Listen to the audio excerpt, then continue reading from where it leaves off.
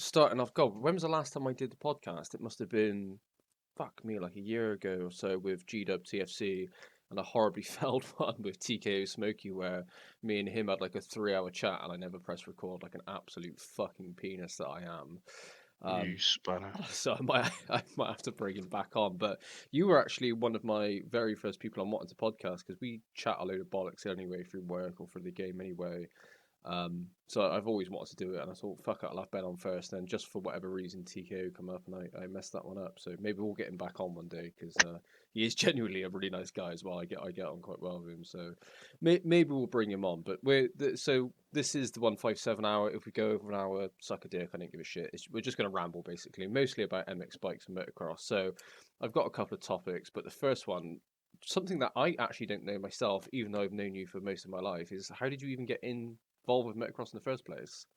Oh, well. So when I was a kid, my dad's always been into bikes. He's always had bikes when he was a kid, and he was something of a South Mead tow rag. So he referred to them as scramblers, right? Yeah. And so when I was a boy, I used to get taken to the Western Beach race every year, and my dad had a boss whose son raced, so we'd go watch him at the local caution meetings. And this is like 91, 92, early 90s. Yeah. Um, and when you're a kid that age, you're quite impressionable, and it left an indelible sort of mark on me. So as I got older, obviously went to school. We didn't really have the money to do it as a kid, so I focused on the stuff I could do, which is rugby. And when I hit 13, I got really interested in mountain biking. The love for motocross never really went, but it just wasn't accessible to me. Yeah. So um, we didn't really pursue it or really follow it until I hit about 13, when the internet just started becoming available, and I was old enough to sort of be interested in magazines, and I would buy motocross magazines and I'd look up motocross results. And at the time, it was like the next step up for me logically from mountain biking. Yeah. Yeah. So I do quite a lot of mountain biking with my school friends, and that was like my main thing. And then I just logically progressed to like I want an engine, Yeah. basically. So then we started hounding my dad. I was like, Dad, I got to have a motocross bike. I really want a motocross bike. And it took me about 6 months to 9 months to really push him to the point where he was like, I'll get you one if you shut up, kind of Yeah. situation. So I got an old DT125, had all the lights and stuff stripped off it. So it was what is lovingly termed a field bike by the green laning community. Right. So, so my first bike was a 125. I went straight in for a 125, and I rode that. Literally snapped the pegs off it. Wow. You must have like that must have been quite a big bike at your age as well, being 13. Yeah, but obviously I played rugby at school at quite a high level. Yeah. So when I was at school, we did the Somerset Schools Cup, which we won. The Bristol Schools Cup, we won. The Daily Mail Cup, which is nationwide, we came second, Oh, nice. third, sorry, semis. So I was quite a big lad, quite fit, quite strong. So 125 wasn't too bad for me in terms of sort of handling it. Yeah. I let a few friends who weren't in the rugby team try it, and they would just drop it, and that was it. They just look at you like a dog had been kicked, just forlorn, couldn't pick it up. Yeah. Yeah. Yeah, so at 13, I was lucky that I was big enough to get on the 125, because if I had got an 80 or an 85, I don't think I would have been on very long, because I was tall for my age. Because Right. Right. I was born in September, I was always the tall. I hit the growth spurts early. Oh, that makes sense. So yeah, I was gonna say because the frame size doesn't really change from 125 to 450, does it? The No, size is kind of the size. I know the weight may be different and stuff, but back in the day, this is a random factoid. The 125 used to have a higher seat height oh than the really? 250 Huh. for years in the 90s, and I could never figure out why. It was always like 10 mil higher, and I couldn't figure it out. Yeah, You think it'd be the other way around, wouldn't you? Because typically, I guess younger kids would jump on the 125 before they would a yeah, 250. unless they had a more sag in the setup, so it'd end up being the same height once they dropped down. I don't know, but yeah, I always used to remember looking at seat height and going, "God, yam, why is the 125 taller than the YZ250?" But I'm slightly over average height, so Yeah, 125's yeah. been good for me since day dot. So what was that DT 125 like? Was it just a kind of what was it? What I suppose it's a good entry point into motocross, isn't it? Because Yeah, It's something. Yeah. I mean, in my eyes, it was like fucking RC's factory Honda 250. It Yeah, was, yeah, but it wasn't. It was a road going 125. So once you wicked her up, she'd go. But getting her there, you had to use a lot of clutch. yeah. As many women in my life have benefited from the clutch on that DT125. Strengthening your fingers. That's it. All down to that DT125. That's amazing. TM125 did it, but Yeah. that's later on. Yeah, So did you TM. did you go racing at all at first? Was it just a practice thing? Like, No, it was literally so my mum and dad separated when I was about 8, and the only common ground we all had were bikes. right. So it was a good opportunity for all of us to sort of just on weekends we'd go down to a bit of waste ground. We'd ride around. We'd have like a barbecue or whatever. It was good, solid bonding Yeah, yeah, for To be honest, I think the sport, obviously at that stage, like I said, I wasn't started racing yet, but bikes in general kept me and my brothers close. It yeah, was a really strong common ground because we're not similar. yeah, We're very clearly brothers, and we are blood is thicker than water. But in terms of personality, we don't have a lot in common other than the innate ability to take the piss out of anyone and everyone, yeah. and bikes. So it was quite a good way of sort of my dad sort of reinforced our relationship. It's funny you hear that from watching videos on motocross and stuff. That the family seems, although the sport, even on the American side, seems to be unbelievably expensive. That racing aspect actually tends to keep a family together because there's an activity you all come together to do. You all get in the Oh camper yeah. van or the van. You spend the weekend together. It's quite an intimate sport in that regard. So I can see Oh, why you 100%. kind of bond over that a little bit. Yeah, because obviously I've played rugby. After I left school with rugby, I raced motocross up until I was about 18, and my dad was like, "Look, I can't afford to fund you. You're working now, so you're gonna have to fund yourself." So for about a year, I took off. I played club rugby, and I dabbled in rugby for about 10 years. None of my family could give a flying poo about it, Yeah. so I had no family support for it. Right. Similar to you with your judo. Do Yeah. you know what I Yeah. mean? Like where you did it because you wanted to do it, but no one in your family really gave a shit. Yeah. And Exactly. so therefore you weren't taken to events. Like I had to find my own way to games, or my own way to away games.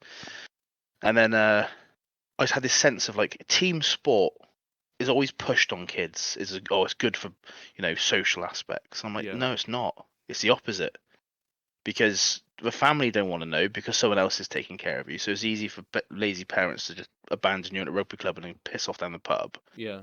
And then when you're there, you're only popular if you're doing well. If you make a mistake, you might as well be a child killer. You're just shunned out the fucking clubhouse.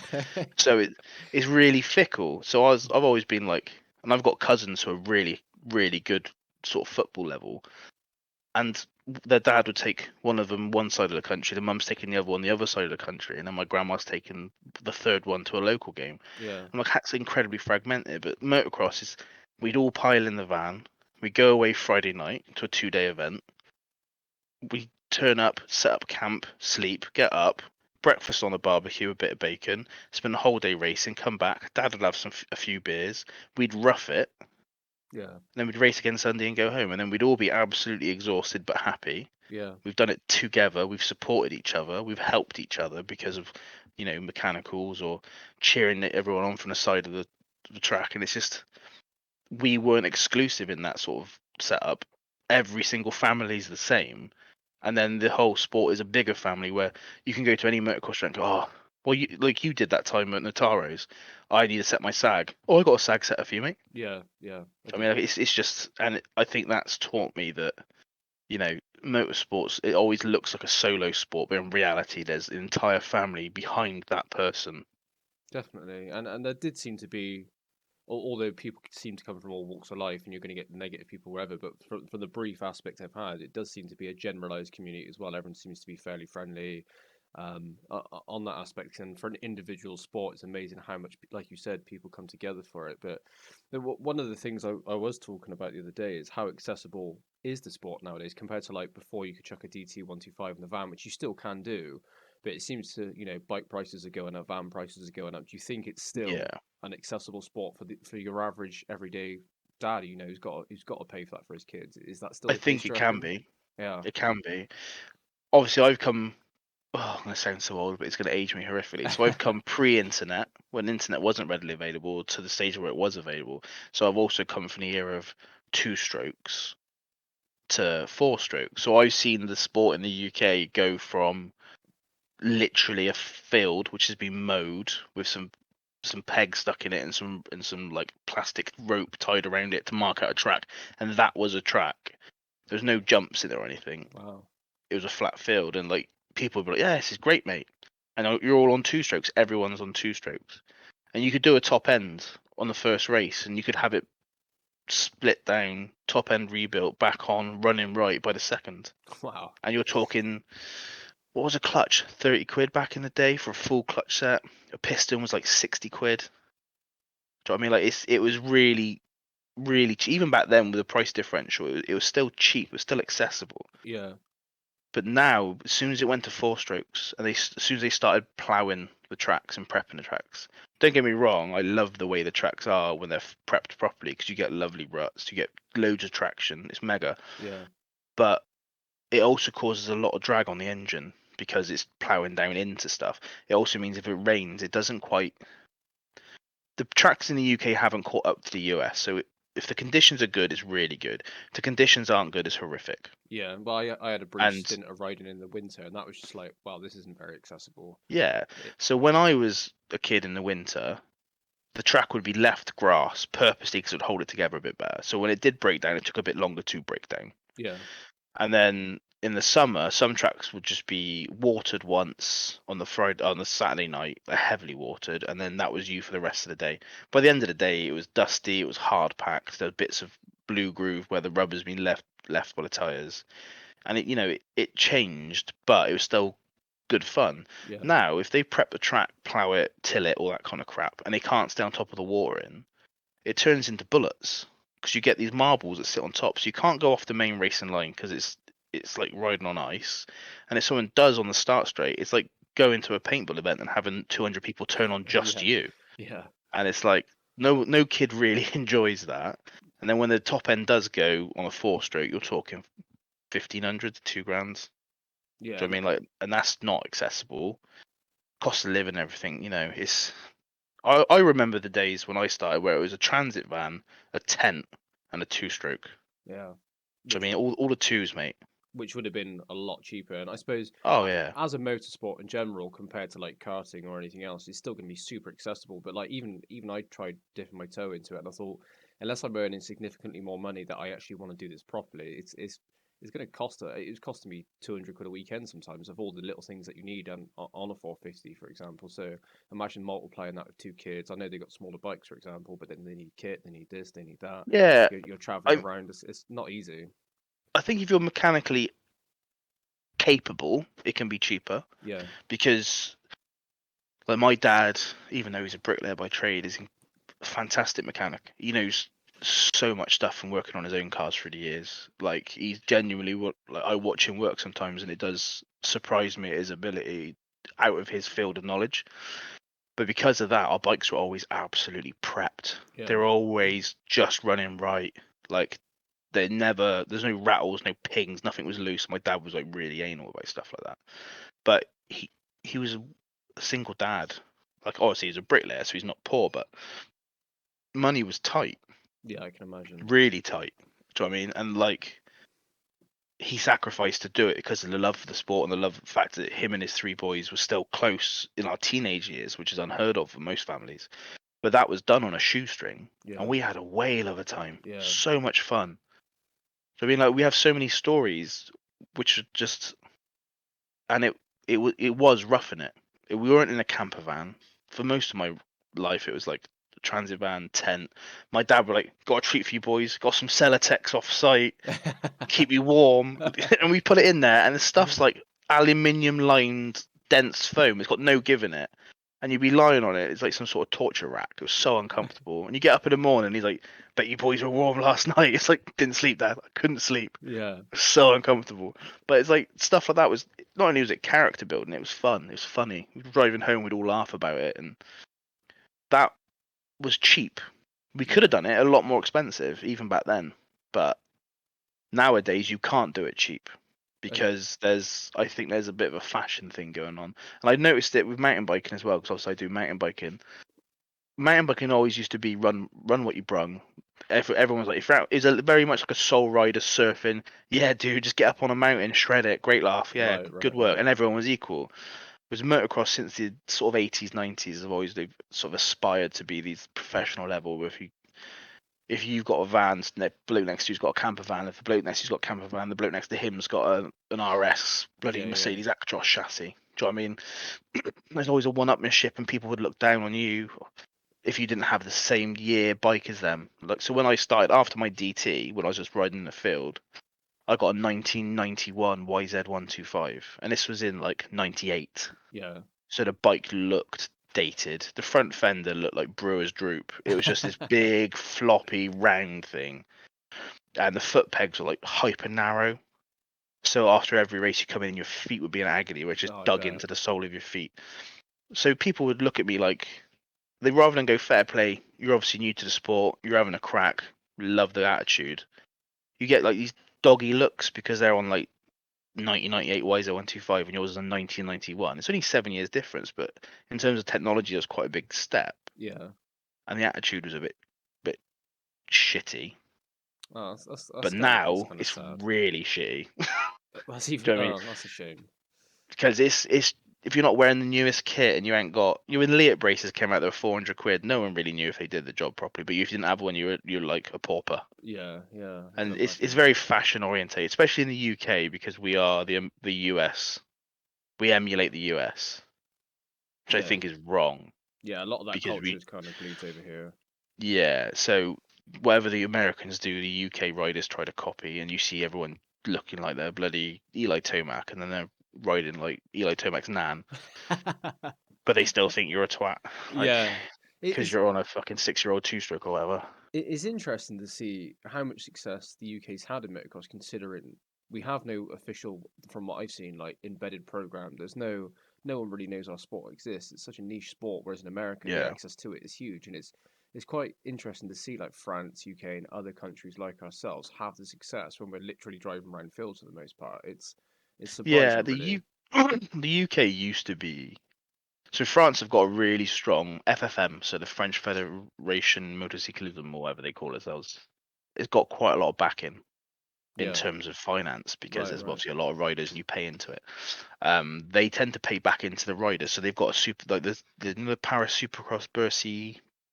They're like one-off events, but actually underneath that, there is a regular arena cross slash supercross series in France, Oh, okay. and they race any GP tracks in France, like Ernay or Saint Jean d'Angely, are available for club races. Wow. So they also race these tracks, not prep the same, but that's not Still, not it's still quite a good yeah, yeah, level. Whereas the UK has always been in the 80s and 90s, the UK was pinnacle, and the British Championship really meant something. You can go back as like 2006, and we'd have a lot of European riders riding in the UK because the British Championship was seemed to be quite a sort of high level championship, and that's just nosedived. See, I And thought it was it's still quite popular, like considering you got riders like Tommy Searle, but then my history isn't the same as yours, so I thought it's yeah, still so, you get a decent level of rider in today's British champs. yeah, but Tommy Searle's in his twilight years, isn't he? Yeah, that's very He's true. and he's still one of the best riders. Yeah, well, he won it So this we've year not quite produced handily. anyone. Yeah, but no one. We've not produced anyone behind him. Yeah, Who's the next big thing? Was it Comrade Muse? yeah, and he hasn't done a lot as he's been hot He's and cold. hot and cold, isn't he? Like when he's on, he's fantastic, and when he's not, he's outside the top 10. Yeah, Whereas you got to remember, Tommy Searle was battling for seconds and firsts, and he beat Hurling straight up multiple times in 1 year. uh, So it's like that's kind of we've lost the heyday a little bit in the yeah. UK. Wilson's now pretty much on his way out, isn't he? He must not have long left in him. No, but he lived in Scotland till he was 9, then he went to Canada, so he's a product of the Canadian scene more than the Yeah, UK yeah, scene. But you think back to the 80s, we had a two-time world champion. We had Paul Mallin who won his 125. He won Des Nations, the Great Britain. Like he was rapid. And you had yeah, Carl Nunn. You have all these names, but then suddenly we just stopped producing them. And the only reason I can think is that we lost a lot of tracks in the four-stroke era. Obviously, UK is quite a small sort of land for the sheer volume of people on it. So you're always within earshot of someone, yeah, yeah. and four strokes travel further. So there's a lot of NIMBYs to people who wouldn't have noticed a two-stroke now notice a four-stroke. Funny enough, that's one one of the things I noted down, which I thought I put with a question mark next to it. So have the four strokes ruined the sport? I Just wouldn't say they ruined it because I do enjoy riding them. yeah, They are very, very good at what they do. There's a few. It's really hard because I can see why they're popular because they just make you feel like a hero because there's instant torque, instant power. It steers with the front wheel, so you don't have to steer with the rear wheel. There's a lot. It digs. The way the engine works with a four-stroke is it fires on like every fourth stroke, so it gives you a load more torque. But by doing so, it means it digs itself down into the track. right, right, So by doing so, it's a lot more stable. okay, So for novices and people, it feels more stable. It's actually faster. It steers with the front wheel, which is a lot more logical to your sort of person's brain. They do a lot of stuff really well. They're really good, but there's a lot of downsides to them as well. They're heavier, they're more expensive, there's more moving parts. When they fail, they cost more. The sound will travel twice as far because of how decibels work, because of the sound waves. right. So, yeah, I don't know. I also think that they dropped a bollock when they did the double displacement. See, Because if, I come after that era, so I really don't know yeah, to be honest. I didn't start watching until 2006, 2007. So by that time, four strokes were in full swing effect. So my kind of era into motocross, I missed that whole entire previous yeah, years of the see, two stroke era. I think that's quite interesting because your perception is four strokes have always been there. Yeah, Whereas back in the 60s when scrambling first became motocross, or even 50s, four strokes were commonplace because they just convert a road bike. right, right. And then someone developed a two-stroke engine that put out the same power or more, and they were lighter, more maneuverable, and then they became the weapon of choice. And then we had decades and decades of the two-stroke dominating. But I came into the middle of that section where I just knew two strokes. Yeah, yeah. And then four strokes came in, and they were like these weird exotic machines, like VORs and stuff, which you probably never heard of, have you? No, no, I haven't. No, like Vertomati, Husaberg, like these kind of brands which are Right, right. European, but the unique little. They churn out like 10 bikes a year or something mad like that. But they would be like undamped exhaust, so you can hear them wherever you're on a track. They sound the same, Jeez. Oh my and they God. never revved. They just you just. And that was a constant noise, so you knew one was behind you, or it could be in the corner on the other side of the track, but you couldn't Yeah, tell. yeah. That's And then hilarious. now it's flipped 180, and if you're on a two-stroke, people start looking over their shoulders because they're not used to hearing the Yeah, screaming wasp sort of thing coming up behind you. But yeah, I remember. I would call it the heyday, but I'm old and cantankerous. I don't like modern music or modern bikes. that's fair enough. So what would you say is or is your favorite era for even a spectator riding everything for motocross? Like mine is the Villapoto era because that's where I come in 2006 to 2012. Between that era for me, that was the best time of racing, and I understand it's a very short time, but that's like the golden kind of years for me, I Yeah, guess. yeah. I think. I mean, I love racing. Whatever. I sound like I'm shitting on Forza. I don't. I know why they've gone that way for whatever reason, whether it's due to the factories or Honda basically started it. Yamaha was the first to produce a competitive four stroke, but that's because they reacted to the rumblings of Honda saying they're going to drop all two strokes because of the green parties and crap like that. But in terms of like, I think my era of what I would deem heyday is like 98 through to 2004. Right. So, like, if you come around my house and look on my hard drive, which I probably wouldn't advise, if you're listening GCHQ, you've got nothing on there that not should be Yeah, I there. was gonna say your door's about to be busted down.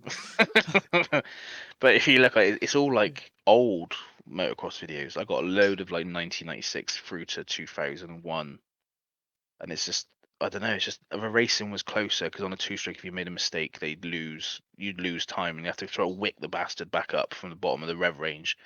By which time your person behind you's on you, whereas with a four stroke, it's just jab the clutch and you're back to where you were. You didn't really lose any time, so I just thought the racing was closer, a bit more emotive. Yeah. Something about the sound in there. Yeah, the sound Oh, and the smell of a two stroke. Even when a wanky little moped goes by, definitely stop and have a smell because you're like you cannot beat that smell and sound. It I is know. something else. The smell is like, oh, I don't know. It's just something. Put it out there just so that you know. I'm gonna start a candle company. Two stroke scented candles. It's gonna be a big seller. Sell like Everyone should have hotcakes. one. It's weird, Oh, isn't they it? would, mate. How the human brain. associates that? Why do we like that smell? Is it the fact that we associate it, or is it just a good smell? I don't know.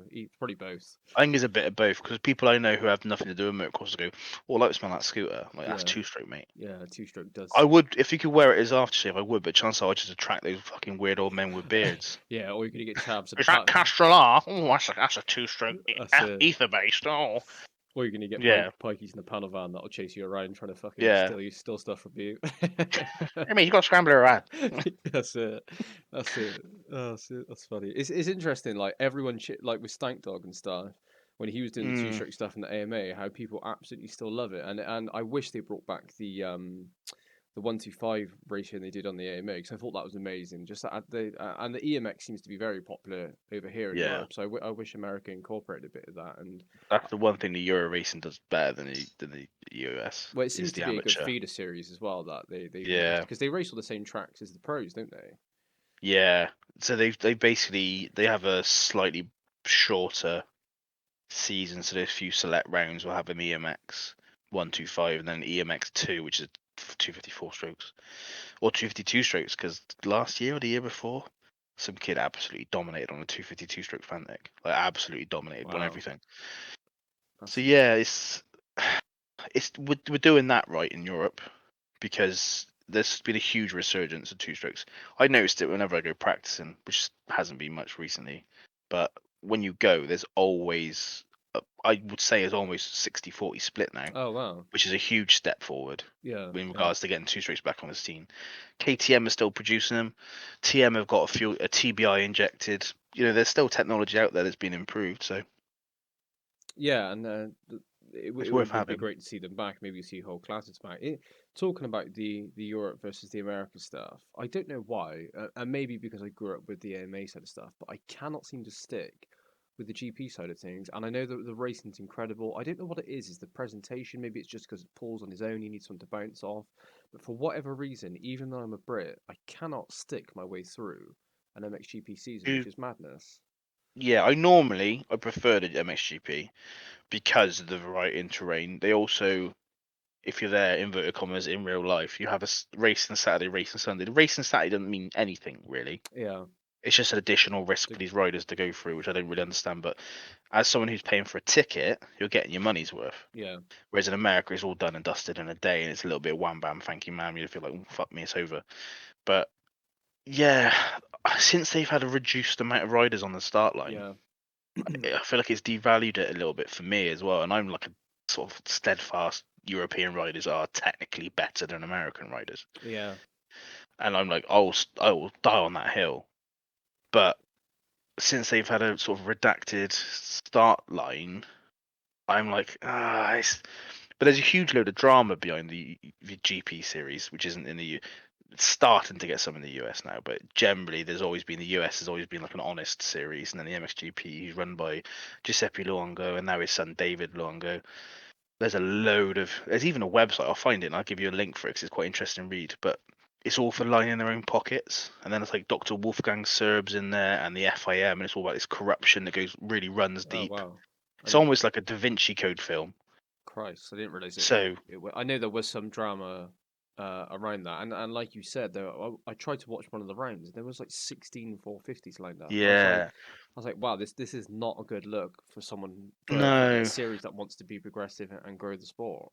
but they want to be MotoGP Formula One, which they'll never be. No, They're not being realistic in regards to market. and So even if they did want to go that way, having less riders on the gate is not the way that's to do not it. it. No. But what they want to do is basically go to the MotoGP format where they travel to all these far-flung countries so they can say generally world championship. Because you go, well, I suppose it is because it has to travel to several continents, not just countries within Europe. Yeah, So it technically is a world championship.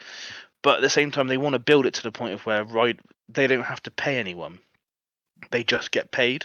So like the MotoGPs, the teams have to pay to ride it, right. I see. Got and they you. don't pay any purse money. So there hasn't been purse money since the 2000s, and I think that's wrong. Yeah. Well, how do you But if you're like a low level pro, how you would never affording to go around the world to do no, that? but back in the day, you used to have maybe 16 teams like you have now, But then all the other spots were filled by local riders who would just do that one GP. Oh, I see. I got Or you. you'd have like an Italian rider who'd do the Italian rounds, but he wouldn't do the Russian. Do you know what I mean? They would be like what's known as a journeyman who would travel around their local countries and do the rounds they could do. Right, And that they makes would be sense. gate fillers. What And I what's think what that was a stopped good way to that? do it. I don't know, because back in the day as well, they used to have qualifying. So you'd have to qualify to race it. So the way it used to work was you do like your local championship, so in our case a British championship, which would then give you the right to attempt to qualify for the GP. So in the UK it would be the British GP. Right, So right. back in the 90s it would have been Fox Hills, which is on nearly every schoolboy calendar anyway. So you would have had experience on that, and you would have been the British champs riding on that. And then when it came to qualifying at the GP, there's a good chance you'd make the top 40 if you're a tidy British rider. Yeah, yeah. That's how it used to be. It should be a progressive sort of build up to be a GP rider. Whereas now it's just, yeah, if you can pay, mate, you can ride. Wow, that's also endangering top level pros as well, isn't it? Yeah, The disparity in and skills can be huge now there. they've removed that, so it's like you've got to be a fully sponsored team. But to Wow. get on those fully sponsored teams, you either have to be a Jeffrey Herlands or Ken Roxon, or pay. And yeah, And you're exactly. talking tens of thousands a season, if not more, just to have your child ride. Which And and you're not going to filter out the best talent that way, are you? Just because you have no, deep pockets doesn't mean you're going to get a talented rider. yeah, you can be a half tidy wealthy kid and be on a GP team, and then you could have someone who's absolutely just needs that little bit of support to be absolutely breathtaking, and he wouldn't get it because his dad's a fucking bricklayer Yeah, or it's, a plumber. Do you know what I mean? Like yeah, it's very squiffy. But then in the US series, it's the same, isn't it? But then that's the US. Everything's got to be bigger, better, more expensive. yeah. But they do at least have those full gates at the moment. I don't know what it is. Yeah, Maybe the person. Normally, I'm not one for like big America over dramatics, and but they seem whatever they're doing, they definitely do right on terms of presentation, the way it's structured. For whatever I reason, think I can sit through it, but I just cannot get through a couple of rounds of the GP. no. Maybe I'll try this year, but I struggle. A good GP race is better than a good AMA race. Yeah, and I'd Because, agree. Some of the tracks are amazing. Probably the speed is but not higher. just that, I think the racing when it's good is good because there's a lot of riders at the same level in GPs, whereas in the US you tend to have two or three that just gap the field, Yeah, and you're seeing that now with like the Lawrence brothers. Who's yeah, competing with them regularly? prob Justin Cooper's hot and cold until the yeah. end of the season. Do you know what I mean? Like Shimoda, that was about it. Shimoda, so that's 3 or 4 riders, and the rest of them is what 10, 15 seconds back by the end. Yeah, that'll be Whereas in interesting the to see. GPs, it tends to be a lot more bunched up, which means the points towards the end of the season is a lot more. Well, anyone can swing it at this point, kind of thing. Yeah, But I feel like that's been diluted since they've removed the numbers on the gates, yeah, because which is a shame, really. didn't Geyser win by like an astronomical amount this year with injuries and just a lack of talent in Yeah, the the field? field was absolutely dilapidated. It was Yeah, just there's nothing, no yeah, one out there really, because Fevra wasn't there. I think Siwa was out for most of the year, and these are all like big names. And you think when you go to like Des Nations, which I know is not really a very good yardstick, because it's like one weekend once a year or whatever. But people like Siwa and Fevra will run with anyone, yeah, and you think they're like second or third or fourth place riders here. They're like what I would deem to be a top 5 regular. They could be any place within top 5 any weekend, yeah. but they'll smash the US top boys. And you think, well, that means they have to be at least comparable. Yeah, definitely. And I guess there's that argument of full-time motocross versus part-time I I motocross, do agree with supercross. that. I think the Americans focus on super. Well, I know everyone says it, even the Americans say it, that they focus on supercross because that's. And to be honest, I think that's how we'd go if we had the stadiums. Well, it'd be interesting to see where World Supercross goes. We may see a breakout of Supercross only deals from both sides of the pond, where motocross Mm, is diluted again, and that we could see Tomac, Roxon, if the money's there. And we went to the Cardiff Supercross, and I thought, considering it was the first ever round of that, I thought it was a pretty good success. yeah, it was good. I enjoyed it. It wasn't perfect, and I think the format was iffy. But then the Yeah, people who were running it did everything they could to differentiate themselves. So and they couldn't differentiate themselves and then go, we're gonna do the same format because it's like, well, hold on a second. But then I think they went too far. yeah, I didn't like the time races, but they've also got the looming giant of the AMA Supercross, and that people are always going to make that comparison. So Yeah, when you really break it down, I think I'd like to see them come back and maybe do 5 rounds next year, and it'd be interesting to see how that develops. riders in the future, and it could kill American motocross a little bit if all the top talent's being paid astronomical sums. You're going to get Yeah, B-class riders potentially just doing the outdoors. I think it's a shame really because as well, it's such a difficult answer to give as a sort of broader answer. Yeah, The World Supercross will never challenge the AMA Supercross. The AMA no, Supercross is fully established. It has been since the 70s when it was like the world. What was it? The fucking something silly cup of yeah, motocross, it was whatever. different again, wasn't it? Yeah, and but they back then they had turmoil because there's two different people competing for the rights to host it. Right, right. So that hasn't been smooth. Hasn't always been one person. It's always. But then I don't like how the US feel threatened by it. Yeah, Whenever you go onto yeah, Vital MX or anything, they're always trying to shit on it, and I'm like, hold on. If people are making good money in the AMA, they're not going to leave for this. Let the rest of the world have something. yeah. And Don't. they scheduled it outside of the Supercross season, so you can't. Yeah, It's not like a conflict of interest. no, and the rest of the world have the right to access it. If they put big money up and an American rider chooses to do it, that's on the rider. That's not on the series. The Yeah, series are going, look, we'll pay you, and then they go, oh, we'll go where the money is. That's not on the series. I don't like the fact they don't like the competition. yeah. Competition's good, especially in any form of business situation, which fundamentally these are, because at the end of the day, people at the top are making a profit. Otherwise, they Exactly. wouldn't do it. Yeah, and So, it elevates it, doesn't it? Doesn't diminish. You want that yeah. healthy competition. Well, imagine if the World Supercross Series came out all guns blazing, did something that was so out there, and it worked, and the AMA go, right, we'll have to do that then. The AMA gets better. Yeah, Do you know yeah. what I mean? Like No, I that's agree. good for every party, and it means that it'll also force each person to be competitive on cost. So then the fans get a better deal. Yeah, and there's And riders that potentially have avenues to earn more money. That if you're yeah, someone like a Kyle Chisholm or someone like or that, Brayton, or people Brayton, have yeah, retired who these tracks, like let's be honest, are probably going to be easier. yeah, So why not let them have a series that they can go to? And yeah, it might be full of people who are inverted commas retired from the AMA. So what? They're still capable of racing very competitively. If yeah. they're racing against each other in a separate series, shut your mouth. Let the people have it. Yeah, and it'll be interesting. Hopefully it does make a comeback. But I thought 2 rounds was. I wish they did more, but it is the very first series. But hopefully Mm. they make a comeback. And I think They were that always going to hit stumbling blocks, weren't they? yeah, and to be honest, I think the AMA Supercross season is way too long. I think they should cut it down to Yeah. 15 at least. 17 rounds is way too many. Do you know what I love the AMA outdoors Yeah, because like the presentation is glossy, it's shiny, it's very American, it's very palatable and easy to swallow for the viewer. It's great. I'd have no issues with it. It's very stale. The tracks have been the same since the 80s, and you pick one up or drop one here, and the tracks don't really change that much. yeah, And yeah. I I think agree. in an ideal world, it like literally this is like some sort of mad motocross fucking utopia. The Europeans would hold the World Series and incorporate some of the AMA tracks, but they wouldn't do any Supercross. And then the US would run a Supercross series, and then the European riders who wanted to could do that, but they'd Yeah, be held separate from each other at different times of year. yeah. That would be Because amazing. the World MXGP with a decent field of riders, the best of the Americans, the best of the Europeans, would be phenomenal.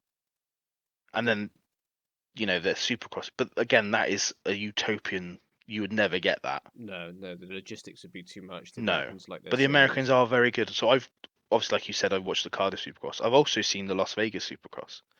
So I have direct comparisons, Yeah. and their show is second to none. Oh, I can imagine. Do you know what I mean? Like even the pyrotechnics on another level, and that's literally just a firework. But the racing wasn't any better for it.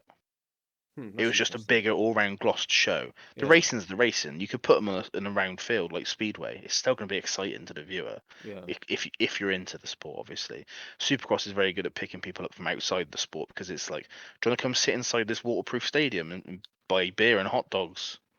Yeah, we'll try this. Like if you market it for first-time viewers, which Supercross is very good at, then I think that's a great thing for the sport.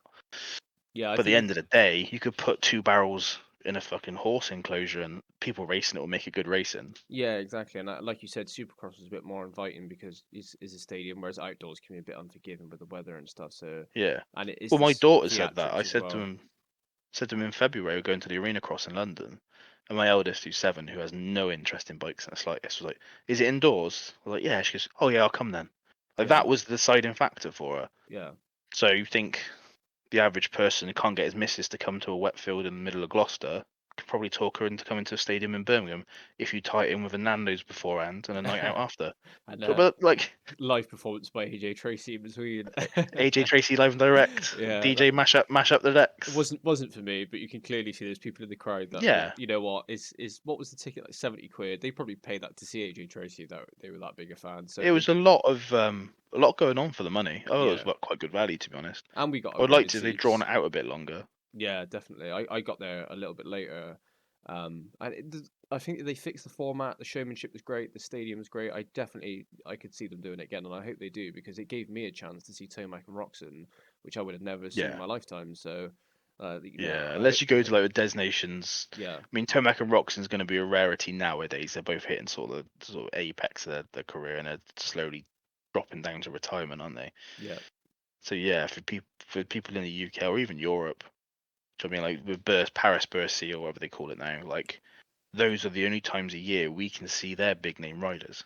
definitely. And I am grateful for that. I'll be back in 2 seconds. I'll pay us, but I can pause the podcast and make me Yeah, two no worries. seconds. It's me and my fucking baby bladder. Maybe shouldn't have had 2 liters of water after a gym session, It's your but yeah, fucking here we are. prostate, mate. Yeah, that's it. Well, we got good. Oh, I'm sure Shell will check that for me handily. Get the gloves out. We got, we got a good segue into the virtual world a little bit. And to be honest, if it wasn't for you and Will getting me into MX bikes, this whole podcast YouTube thing would have never come about. But you started off. Well, I guess we all started off way before that. But kind of your first simulator was MXSIM. So for anyone who Yeah, hasn't played it, I know there's a big argument out there. Can you really compare the two? Can you really pick one, or are they just too different of a game? it's different generations. Yeah, It's like MX Unleashed versus MX Reflex. You know what I mean? Like it's the same family, but it's not the same game. yeah. And I can't. I want to go back and try Simulator, but I can't. The graphics Oh, just look it's rubbish. The sound is rubbish, yeah. and I think Well, people have a bit of a put like rose tinted glasses. And maybe it is better yeah. physics wise, but I think bikes is the preferred one. Uh, I don't know. Obviously I picked up MX Sim when I was at uni, so probably 2008, 2009, something like that.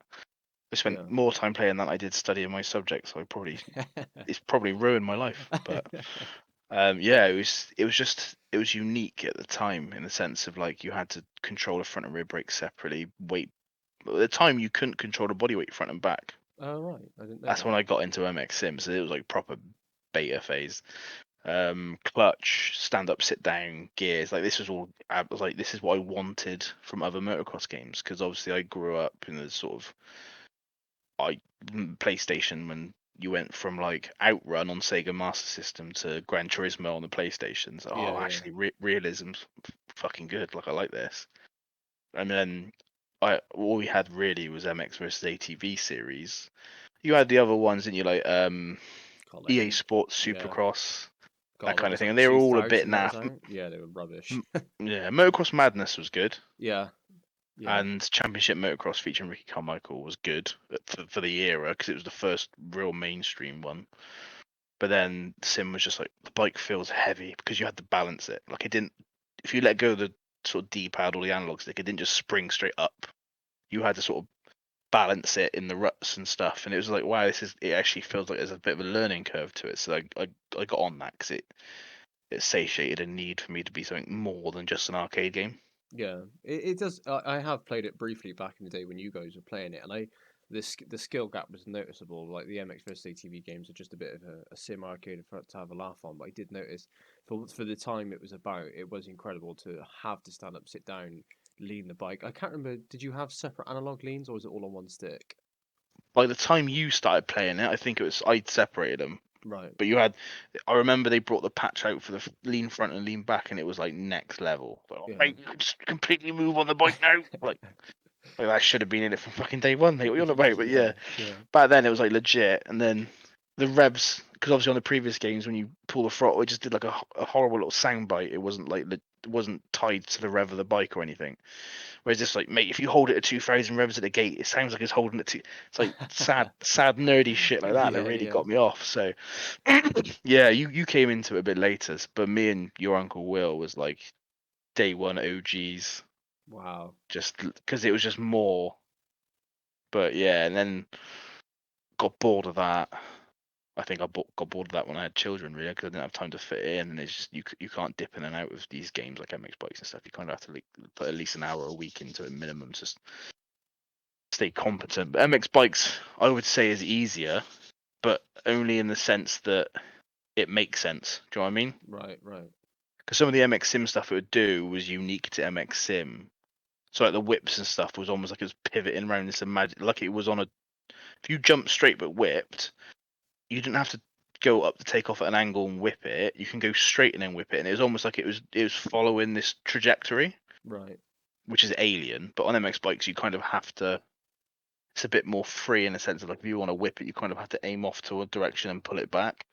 So it's easier in the sense that your brain makes sense a bit better. Right, right, that makes It's sense. hard to explain, I but do yeah, remember brief aspects of it, but to be honest, once I dived into bikes, I didn't want to reopen that. And maybe I will just for some content to try it again. But when it comes to like hmm, even switching to first person in bikes, there's not been a game that I've played that's come anywhere no, near it in terms of realism it does and just taint you a little immersion. bit for like the other games on the market.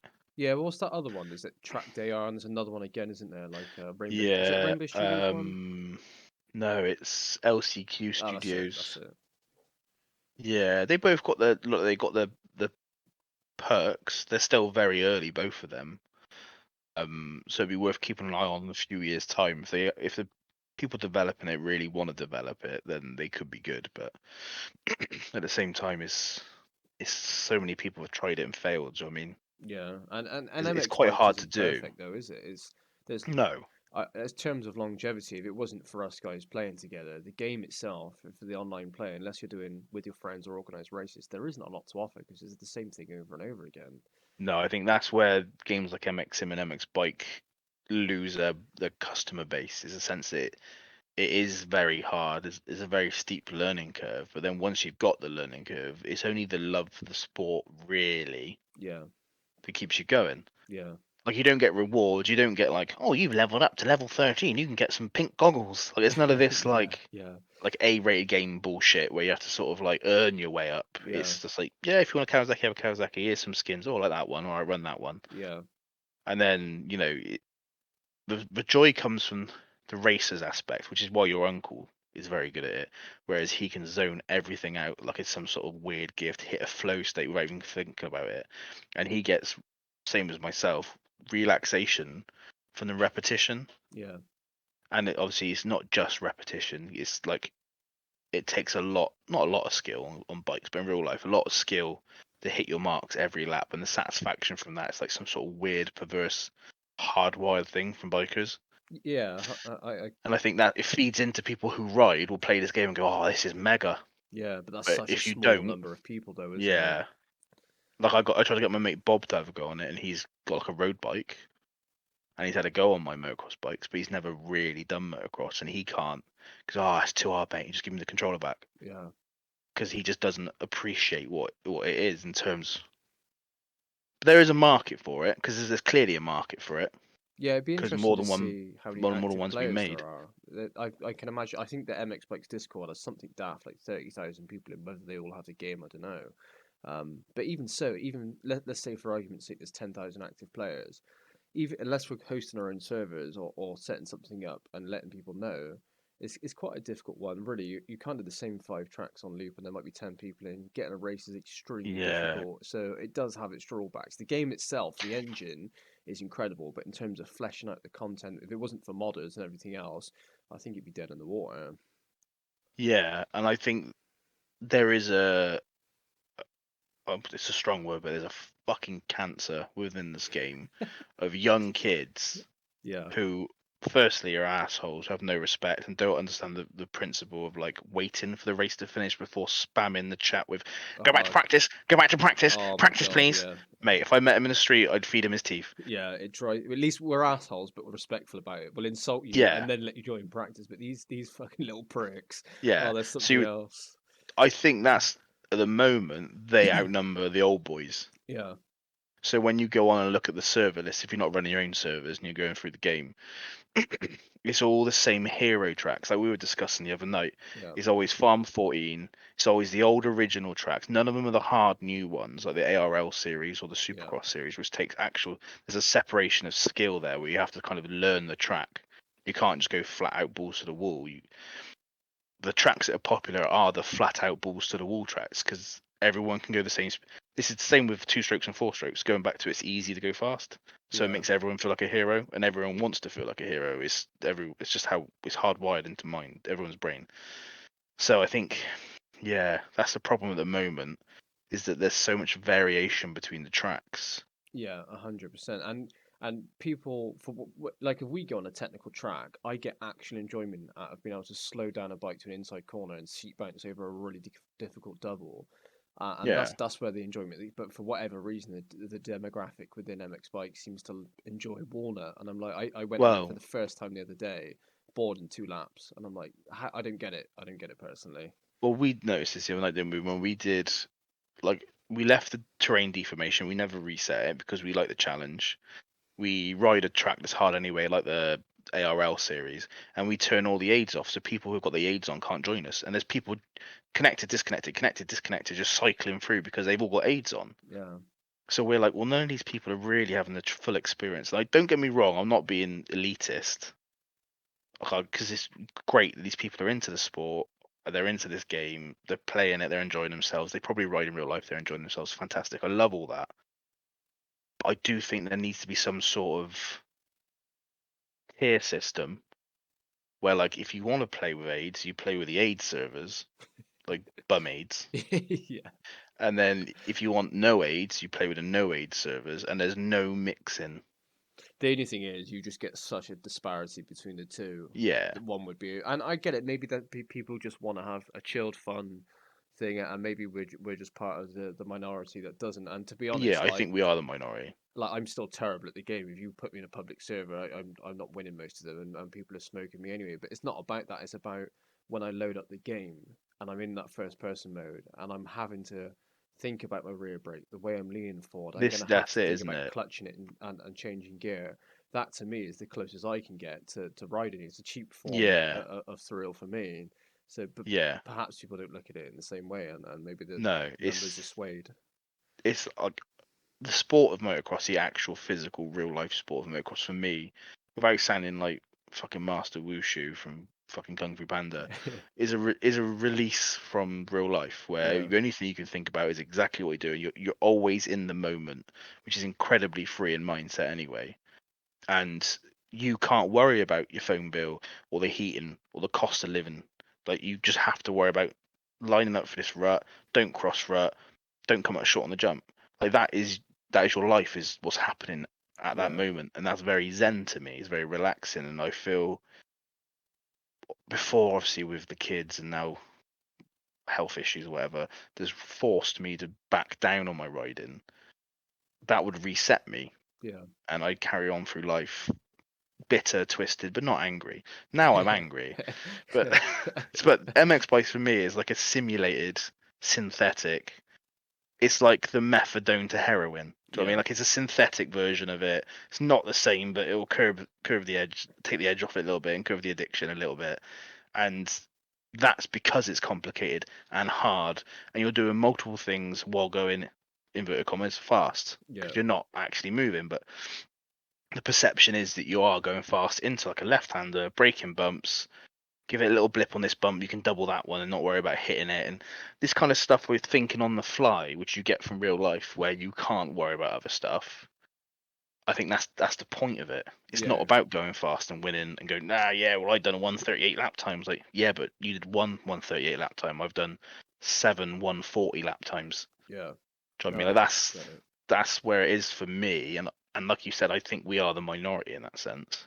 Yeah, definitely. And it'd be interesting to see the longevity of MX bikes because, like you're seeing loads of content creators come out, and it seems the popularity seems to be growing. But will it be a game that'll stick around in 5 years' time? I don't know because it is not fleshed out in that sense. And yeah, content creation is great, and the new tracks are great. But if every time you're hopping on them, it's just you on your own, and you don't have anyone to play with, that's not really guaranteeing a future replayment of that No, game, is it? no. With anything video game based, it's very fickle. Yeah, So it'll be popular until something better comes along. yeah, And people won't give Piboso a chance to compete. They go, this one's better, and they'll just jump ship. yeah, definitely. And at the moment, I don't see anything on the horizon that's threatening him. I mean, like you say, in Track They Are looks like it has potential, but it's about 2 or 3 years out, I think, Yeah, I don't know why personally. motocross games in general have this weird slide feature. Like, how often do the physics they have is like they're on top of the track, and whereas MX bikes you feel like you're sat in the track. I don't know what it Yeah, is. These games just cannot seem to capture physics right, and it must be difficult. it's really hard though, isn't it? Because you Yeah, think of the variables. So when you're doing like a Formula One simulator or MotoGP simulator, the tractions are constant. Whether it's wet or dry, it's constant. And then if you have a wet track that dries, you can use a sliding scale, isn't it? yeah, Almost. Whereas motocross isn't. Every corner is a different slide. Every corner is a sliding scale at any one time.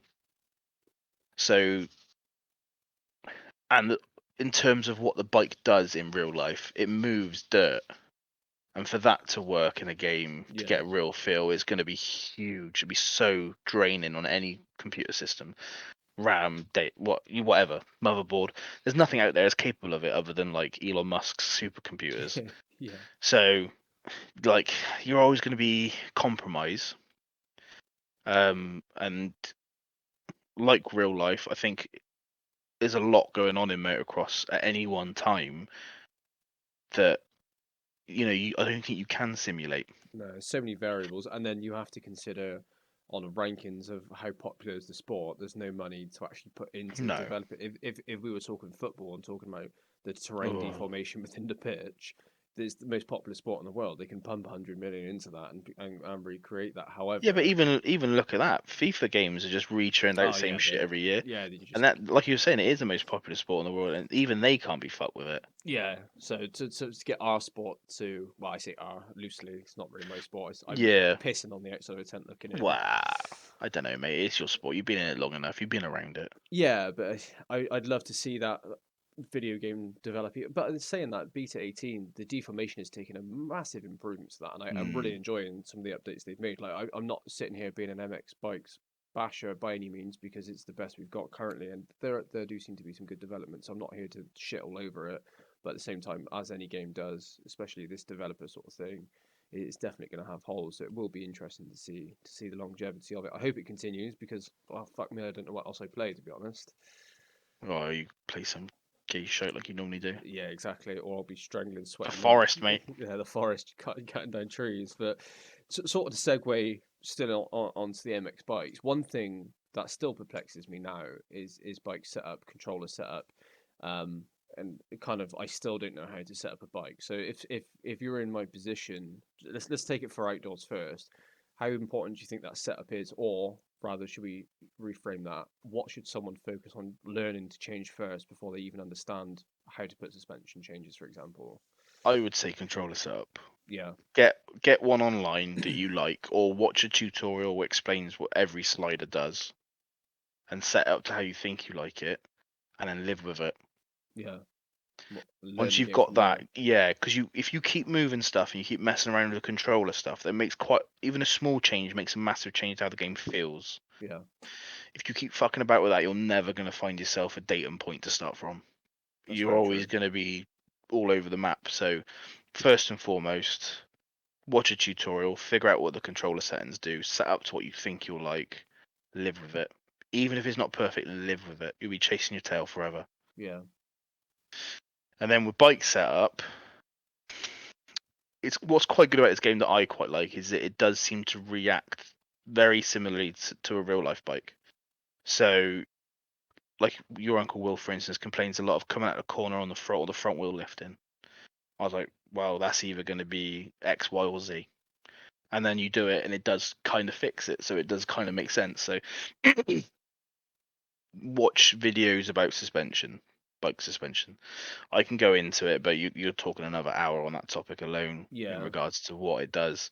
But generally speaking, look, I tend to take sag settings from like either Kiefer Inc. or MXA MXA are good because every time if you type in like 22KX450, MXA test pops up. You scroll down to the bottom of their bullshit, whatever they're fucking trying to sell, and then you've got their recommended suspension settings. It always has fork height, it always has spring rate, and it always has sag numbers. Oh, that's So interesting. I always use that as the baseline, and then I use in this game is obviously bump, it's called, which is compression, and then rebound. So I play around with that to get it to feel somewhere where I want it to feel on the game. Right. So I quite like an active fork, but I quite like a dead rear end. Okay. So I tend to set stuff up around that. See, as someone like you've told me a million times, try this, try this, try this, and I've picked up basics. But if you're coming brand new into the game, I suppose you won't know unless because you are new to it. It is very Yeah. daunting because you've got so many things you can adjust from there. New riders are probably better off. I say riders. Fucking hell.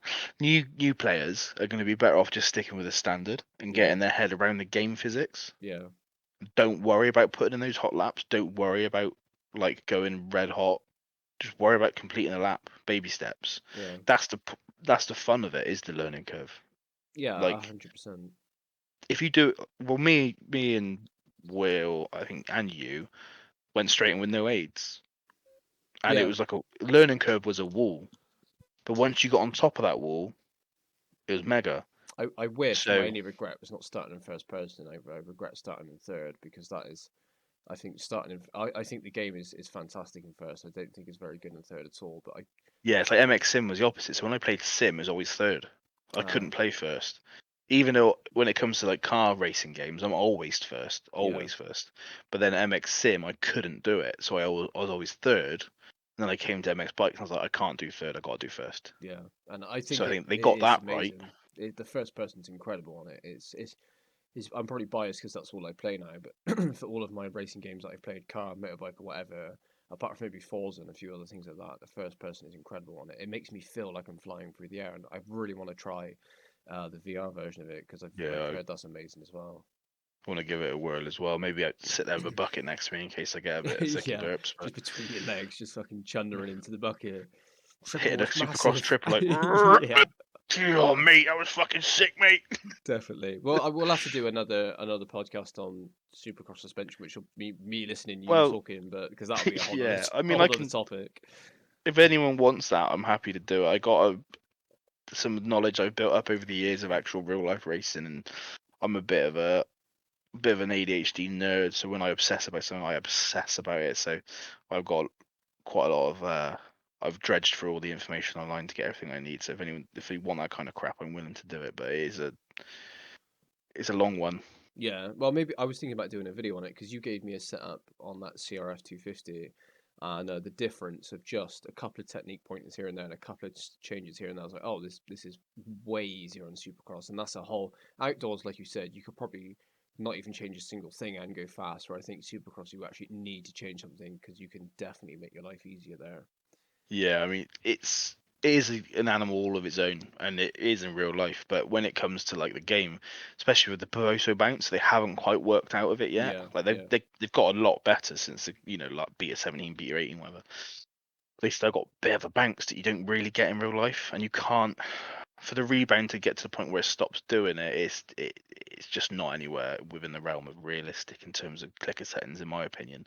So yeah, like it's you it's yeah, like you can get it to work reasonably well in Supercross with a few different setup tips here and there, and it does make a night and day difference because when you're in the transitions in between rhythm sections and stuff, that's when you don't want it to bottom out or yeah. bounce weird because it'll fuck you up for the rest of it. So yeah, Supercross I think on this game you do notice the setup a lot more. Outdoors you do as well, but you can make a standard setup work. Yeah, I Like you got can just literally get on it and definitely. go. I've seen some really fast guys on other YouTube channels that literally have just never changed a thing, and they're absolutely rapid. They've just Yeah, got but they've got all the aids on.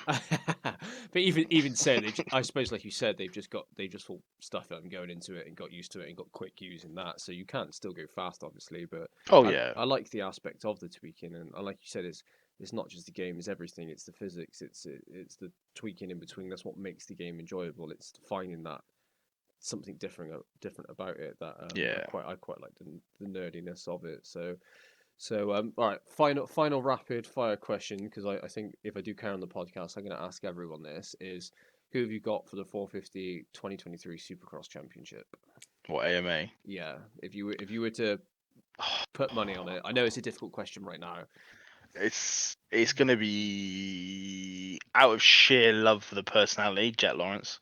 I think Is he Ferrandis, he's 450 this year? 450 outdoors, Oh, yeah.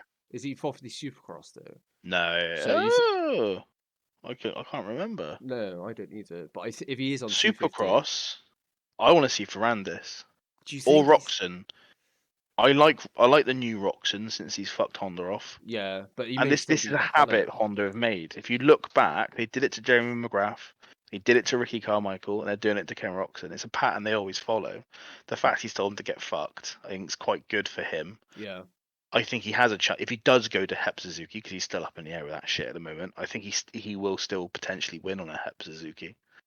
the only thing I have questioned for him is his health. Can his body hold on for all 17 rounds? Because probably technically, he is probably the most technically Yeah, but best rider out there. famously, he didn't like that Honda. So being It took well, him six yeah, seasons to get it to where he liked it. yeah, and that's only because he finally got to put his own parts in it once he said "ta-da," Yeah, exactly. and then he beat T-Mac So straight up. yeah, so if he's I think his health's okay if he's not fighting something. Yeah, If he's not fighting the bike or he's not fighting an ailment, 'cause I can only assume his immune system shot to shit because of all the surgeries. So yeah, I can imagine, and the you know antibiotics and he's everything been on else. all sorts of gear and over the years for his injuries, and Yeah, having been on currently being on meds for autoimmune suppressant myself, I know how shit it makes you feel. So God, and the imagine fact, being an elite athlete as well at the yeah, same time. exactly. And he's so finely tuned in terms of his health that just a tiny little thing will throw him right off kilter. Yeah. So if he's got that under control, I think he's more than capable of winning it. I think Oh his yeah. health. I don't question it as much as some people question it. I think his health's okay. I think he's more up in his head. He's a bit of a head game kind of guy. Yeah. So I think if he's happy, he's going to be better. So the fact he's fucked Honda off's going to be good. I think he's going to do all right. I like to see him when I like Rocky. I like K Rock. Yeah, I I think do. he's apart from the fact he's ditched his German accent altogether. He now sounds like he was born and raised in fucking Yeah. Sacramento. Yeah. Annoys me a little bit, but yeah, I like him. He's good. He seems to be in it for the fans a little bit. He's loose as fuck on Instagram as well. Like he gets himself in so much shit, and I like Yeah. that. Yeah, and that's the authenticity, isn't it? It's he's going to be as real as it gets. So if he's going to piss someone off, he's going to do it. But at the same time, that Mm. kind of endears you to fans at the same time. So Yeah, so I think either K Rock or I'd like to see Ferrandis. I don't know whether it's because I'm very Eurocentric in Supercross. yeah, Whatever class Jet Lawrence is in, him and his brother, I fucking love them. yeah, I they're think they're great. great for the sport. His technique is phenomenal. I'm really big on technique as well. So his technique is phenomenal. Hunter, I think at the two, I like slightly more because he's a bit older and a bit more chill, Yeah, but he's just not as raw speed as Jet. no, So and I'd like to see them go 1-2. And Joe Schmo's a good lad as well. I oh, like Joe Schmo in the I love 250s. Shimoda. I'd love to see him do something good for PC. It's the thing with Jet is everyone was saying he's the next Stewart, and I was a bit like, all right, settle down. But he's starting to win me over on the whole. The kid's 19 and he's like nearly winning Yeah. on a 450, and I'm like, okay, all right, there's I think the something problem different he's here. got with that moniker, that label, is that James Stewart came in and he brought the scrub, Yeah, which was a huge flashy move, and it changed the face of racing. What Jet's brought in is a lot more subtle. He's yeah. brought in corner speed and standing on the pegs and body position. For his His body age as position's well, phenomenal. his technique Yeah, is and his it's just so bizarre to see this kid get off, eat donuts, and shoot TikTok videos, and get on a bike like he's a 30-year-old man. yeah. It's so Have you mind watched blowing. the Red Bull series? No, I've not. No. It's just the Lawrence brothers. What's it called? Flight Plan. Right. Yeah, Red Bull series Flight Plan is just basically him, Hunter.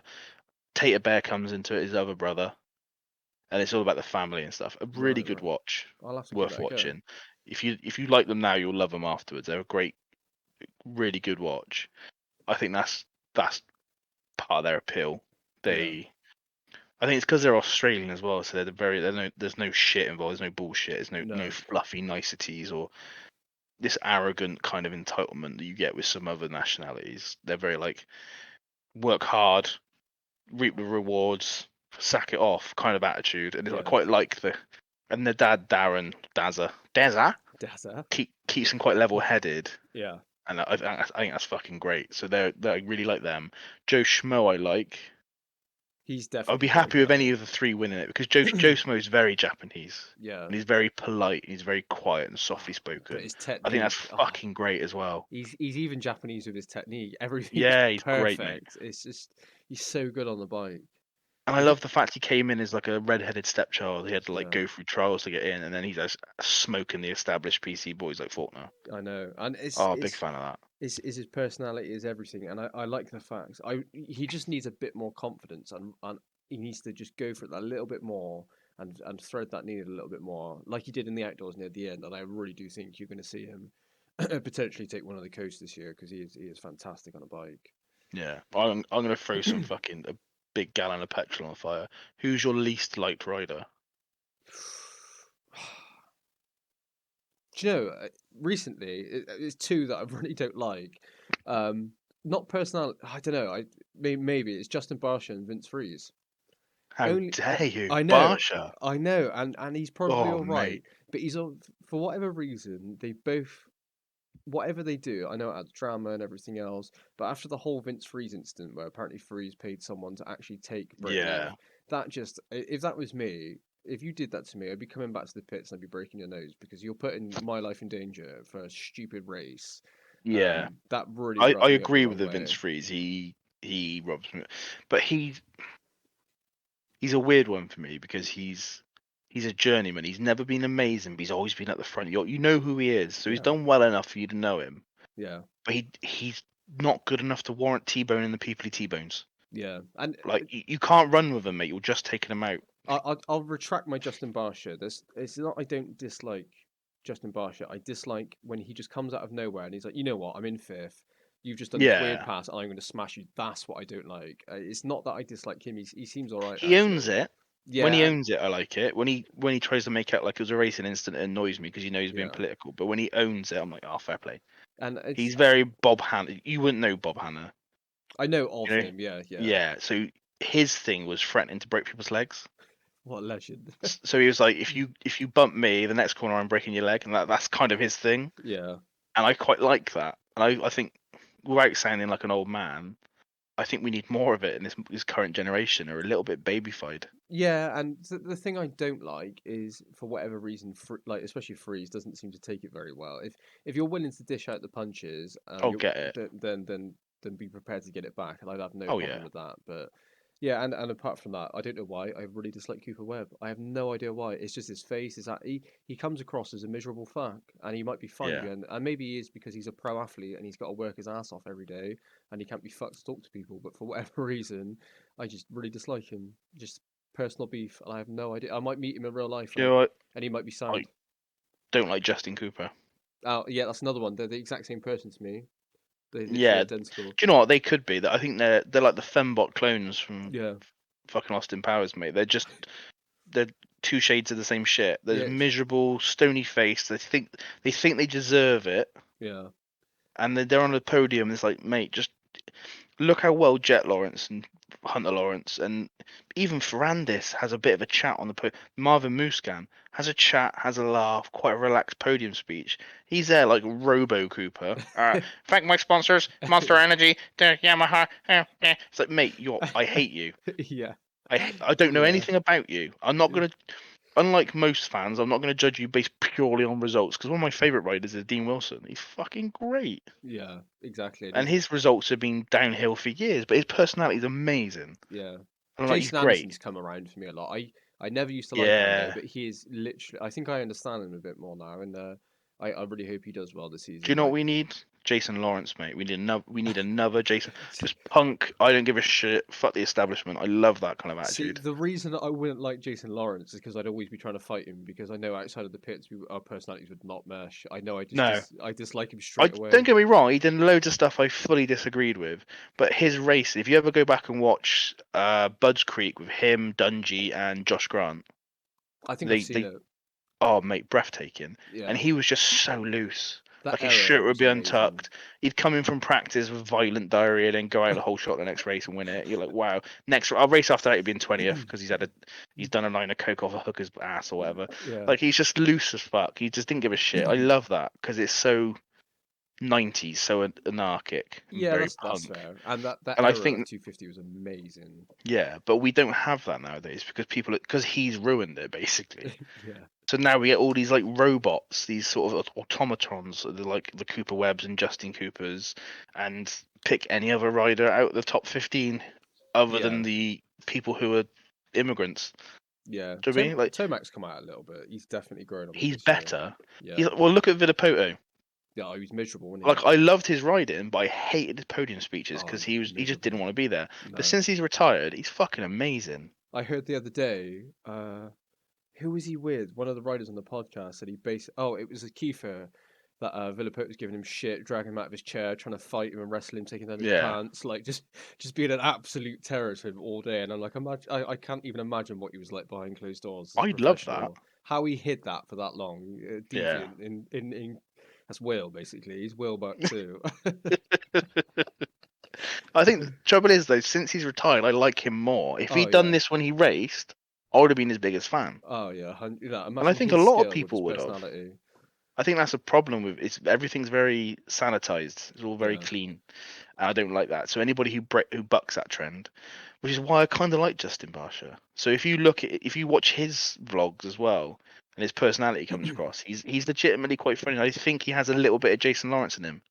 Yeah, that's fair. I think I just don't like his incidents where they were just like the Malcolm Stewart incident. I'm like, yeah, it's fun, it's entertaining, but it's just like there was nothing gained, nothing lost in that, and he just punted him. And No. part of me likes it, but part of me at the same time, I'm just like, come Don't on. get me wrong, he's done some horrific bonehead moves, Yeah. and and I will stand against them. But as a character, I think we need more of him. Yeah, that's fair. That's a fair analysis. And at the same time, how boring would it be if there was no contact allowed? It'd be Yeah, drivel. Like we need that but little bit of the then hockey style in it. but on the other hand, like you stated, Vince Freeze, he went too far, Yeah. and it's always him. And like I Yeah. used to love it when he took Western Pike out, and Western Pike would just rain blows on his That was helmet. amazing. I'm Love that. gutted Pike Although got fined raining for blows it. on a helmet is a sentence I never should have said out loud. But I reckon they should just let him have it. Everyone should have just looked the other way and said, you know what, he needs a Yeah, good crack kicking. on, mate. Why he hit him in the helmet? I don't know. I'd have been hitting him in the kidneys, but just pure anger, I guess. The Well, most. my brother did that at schoolboy racing. He's had some he's to be fair, he's a nose anyway, but there's been two incidents that stood out for me, and this was from like early days racing two strokes, so this is how old it was. But one of them was he was battling with a kid. I won't say any names, and the kid's dad was also on the committee for the race event. Right. So he said to my brother, like, you were riding in the pits, 10-second penalty. So he stood in front of my brother for 10 seconds at the gate, so everyone went off. My brother counted to 10 seconds in his own head and dumped the clutch, and the bloke was sat on his front mudguard going down the start straight. And then he was just clicking gears. This bloke was screaming because he got to 10 before him. Just fucking went. Oh, it's amazing. And then there was another incident where there was a kid who did a bit of a dirty move with my brother. I'll tell you another story after this actually. Did a dirty move with my brother. My brother didn't have it, so in the pits he walked up to him and clocked him in the head with the helmet on, and this kid hit the floor like a sack of poo. That's Uh, amazing. and my brother walked off, and everyone was like, "I've never seen someone get knocked out in a helmet." So there was that, and then there was a kid who was on the track. I don't know why he was out there because every time he came around, his dad did the universal tapped his head, slow down Yeah. gesture, and his kid was like, I don't know, he turned up on the sunshine bus. Let's put it that way. But my brother had a shit race and had an off, and this kid was in front of him, and he came down a hill, and his dad was in front of both of them doing the think slow down gesture, and you could see my brother physically tighten up, and he t-boned him off the track in front of his dad. Oh, it's amazing. And we never saw him again. I don't know if he quit. I don't know if he quit, but That's I never amazing. saw him at a caution meeting again. They probably did quit from But that there. kind of shit, I think we need more of that shit. Yeah, yeah, that's fair. I think yeah, like you said, be smart about it at least. If you're gonna take someone out, Oh like, yeah, or at least be better at it and own it, like you said. Like I didn't like the Vince Ruiz thing, but like you said, if Barsha did own it, and said, look, I take people out, fuck you. I'd be like, well, fair enough. There's not much I can say about that, yeah. and I just expect the punch coming back your way eventually, I guess. Yeah, I'm a big fan of the sort of brake check where you get Yeah, alongside them, push them out wide, and they just stop. Yeah, that's Make gonna eye be contact, fine. so it's really awkward, and then pull away. Yeah, Love that. and Awkward eye contact for me really gets me off. that's it. Yeah. Fucking any public setting.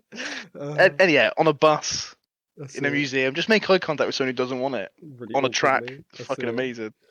Oh, it's amazing. Oh, that is a perfect way to end it, I think, to end that podcast. Awkward eye contact gets people off. Hey, no, I appreciate you taking the time, and I maybe we'll do this again for the suspension stuff, and Fuck it. hopefully this will be on Spotify as well, because once I figure it all out and export it, and fucking, I've got to actually figure some shit out for myself. Let's do it weekly where we just break down the shit we've watched. Let's do a Pulp MX, but a That's very what. rough Bristolian Yeah, version, that's what I'm and call thinking. it B&M Yeah, Bargains and Mungos, mate. that's it. Like the shop. Talking about shit and So how do you think How do you think they got on the weekend? Fucking shit, were they? yeah, podcast over. That's Ta-da. who's gonna win Thanks it for next week? listening. Dunno. Who's fastest in them? First one out the gate, mate. That's the one, isn't it? That's it. Anyway, guys, I hope you enjoyed it. I know it was a bit of a long one. If you don't want to watch it on YouTube, hopefully it will be on Spotify as well. But yeah, like we said then, I'd like to do this a bit more often. Bring on other guests. Maybe we'll do a weekly roundup and just fucking ramble on about absolute nonsense. We'll see. We'll see how it goes. But until next time, catch you fuckers later.